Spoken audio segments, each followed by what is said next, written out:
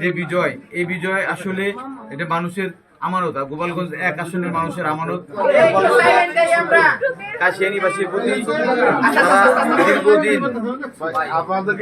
আমার সঙ্গে ছিল, আমাদের দলের সঙ্গে ছিল। তারা আজকে তাদের প্রতিনিধি হিসেবে আমাকে তাদের সমর্থন দিয়েছে। আমি চাই যে আমি যেন তাদের যে বিশ্বাস, তাদের যে আস্থা, এটা আমি একটু ধরে রাখতে পারি। পাশাপাশি বিগত দিনগুলোতে তারা যে পরিমাণ শ্রম দিয়েছে, কষ্ট করেছে, সত্যি আমি তাদের প্রতি কৃতজ্ঞ।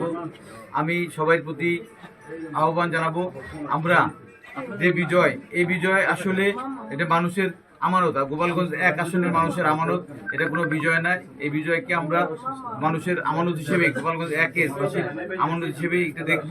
এবং আমি সবার প্রতি উদাত্ত আহ্বান জানাবো যে আর কোনো প্রতিহিংসা নয়, প্রতিশোধ নয়, আমরা সকলে ঐক্যবদ্ধভাবে একটা সম্প্রীতির গোপালগঞ্জে 1 মকসুদপুর কাশিয়ানী করতে চাই, যেখানে কোনো হিংসা প্রতিহিংসা কোনো কিছুই থাকবে না।